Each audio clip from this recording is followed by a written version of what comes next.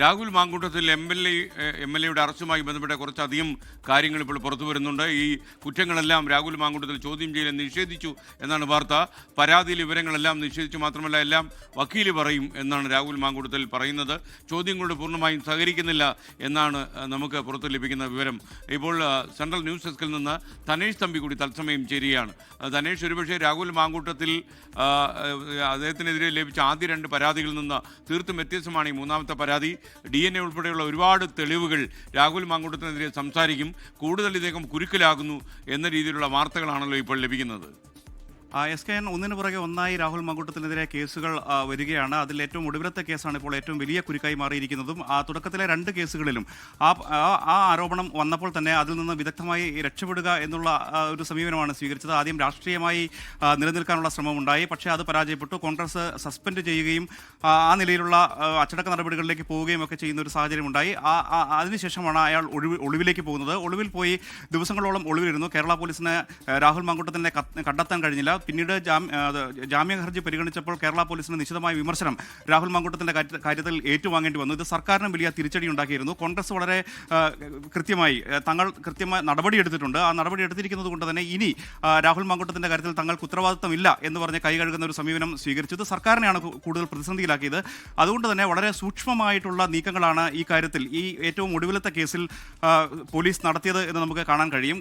വളരെ ദിവസങ്ങൾക്ക് മുൻപ് തന്നെ, അതായത് വീണ്ടും അടുത്ത ആഴ്ച രാഹുൽ മാങ്കൂട്ടത്തിന്റെ മുൻകൂർ ജാമ്യാപേക്ഷ പരിഗണിക്കാൻ ഇരിക്കുകയാണ് ഹൈക്കോടതി. അതിനു മുൻപ് തന്നെ ഇങ്ങനെ ഒരു മൂന്നാമത്തെ കേസ് വരുന്നുണ്ട് എന്നുള്ളത് ഈ നിയമവൃത്തങ്ങളിലും അതുപോലെ തന്നെ പോലീസ് വൃത്തങ്ങളിലുമൊക്കെ തന്നെ സംസാര വിഷയമായിരുന്നു. അങ്ങനെ ആ മൂന്നാമത്തെ കേസ് വളരെ ഗുരുതരമായ ഒരു കേസാണ് എന്നും ഒപ്പം തന്നെ അതൊരു വിദേശ മലയാളിയാണ് ആ കേസിൽ പരാതിക്കാരി എന്നുമുള്ള കാര്യങ്ങളൊക്കെ നേരത്തെ തന്നെ അന്തരീക്ഷത്തിലുണ്ടായിരുന്നു. പക്ഷേ അതുമായി ബന്ധപ്പെട്ടുള്ള എന്തെങ്കിലും തരത്തിലുള്ള കൂടുതൽ വിവരങ്ങൾ മാധ്യമങ്ങൾക്കോ അല്ലെങ്കിൽ മറ്റേതെങ്കിലും രാഷ്ട്രീയ കേന്ദ്രങ്ങൾക്കോ ഒന്നും ലഭിച്ചിരുന്നില്ല. അതുകൊണ്ട് തന്നെ എന്താണ് സംഭവിക്കാൻ പോകുന്നത് എന്നത് സംബന്ധിച്ചുള്ള ആകാംക്ഷ എല്ലാ സമയത്തും നിലനിന്നിരുന്നു. ഇന്നലെ പൊടുന്നനെ ഒരു അറസ്റ്റ് ഉണ്ടാകുന്നു, അല്ലെങ്കിൽ കസ്റ്റഡിയിൽ എടുക്കുന്നു, അതിന് പിന്നീട് അറസ്റ്റ് രേഖപ്പെടുത്തുന്നു. അപ്പോഴാണ് ഇതിന്റെ വിശദാംശങ്ങൾ പുറത്തു വരുന്നത്. ഒരു തരത്തിലും രക്ഷപ്പെടാൻ കഴിയാത്ത വിധത്തിൽ പഴുതടച്ചുകൊണ്ടുള്ള നീക്കമാണ് കേരള പോലീസ് നടത്തിയത്. മുൻപൊക്കെ ഈ കേസുമായി ബന്ധപ്പെട്ടുള്ള ഓരോ നീക്കങ്ങളും ചോരുകയും അത് മാധ്യമങ്ങൾ അറിയുകയും മാധ്യമങ്ങൾ ആ ഭാഗങ്ങളിലൊക്കെ എത്തിപ്പെടുകയും അത് വലിയ ജനകീയ ശ്രദ്ധ നേടുകയും ഒക്കെ ചെയ്യുന്ന ഒരു സാഹചര്യം ഉണ്ടായിരുന്നു. പക്ഷേ അതിവിദഗ്ധമായി ഇന്നലെ അർദ്ധരാത്രി രാഹുൽ മാങ്കൂട്ടത്തിലിനെ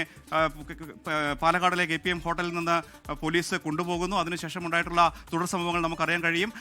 എന്തായാലും രാഹുൽ മാങ്കൂട്ടത്തിലിനെ പൂട്ടാനുള്ള എല്ലാ തെളിവുകളും ശേഖരിച്ചതിന് ശേഷം മാത്രമാണ് പോലീസ് അടുത്ത നടപടിയിലേക്ക് കടന്നത് എന്നുള്ളതാണ് പോലീസ് വൃത്തങ്ങളിൽ നിന്ന് നമുക്ക് മനസ്സിലാക്കാൻ കഴിയുന്നത്. കാരണം ഇനി പാളിയാൽ അത് കൂടുതൽ വലിയ വിമർശനങ്ങൾക്ക് ഹൈക്കോടതിയിൽ നിന്ന് തന്നെ സർക്കാർ ഇരയാകേണ്ടി വരും. അത്തരം ഒരു സാഹചര്യം ഒഴിവാക്കുക എന്നതുകൂടി ഉണ്ടായിരുന്നു. മാത്രമല്ല, തങ്ങളെ വിദഗ്ധമായി കബളിപ്പിച്ച രാഹുൽ മാങ്കൂട്ടത്തിലിനെ എത്രയോ ദിവസങ്ങൾ അദ്ദേഹം കർണാടകയിൽ ഒളിവിലായിരുന്നു. അത്തരം ഒരു സാഹചര്യം ഇനി ഉണ്ടാകരുത് എന്നുള്ള ഉറച്ച ബോധ്യവും കേരള പോലീസിനുണ്ടായിരുന്നു. അതുകൊണ്ടാണ് പഴുതടച്ചുള്ള നീക്കത്തിലൂടെ ഇപ്പോൾ Rahul മാങ്കൂട്ടത്തിലിനെ വലയിലാക്കിയിരിക്കുന്നത്.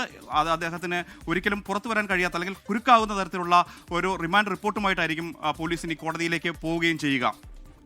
Thank you. Central news ഡെസ്കിൽ നിന്ന് ധനേഷ് തമ്പിയാണ് തത്സമയം ചേർന്നത്. ലോകത്തെവിടെയായാലും ഏത് സമയത്തും 24 വാർത്തകളും ഓഗ്മെന്റഡ് റിയാലിറ്റി പാക്കേജുകളും എക്സ്പ്ലെയിനറുകളും വിശദമായി കാണാൻ ഞങ്ങളുടെ യൂട്യൂബ് ചാനൽ നിങ്ങൾക്ക് സബ്സ്ക്രൈബ് ചെയ്യാം.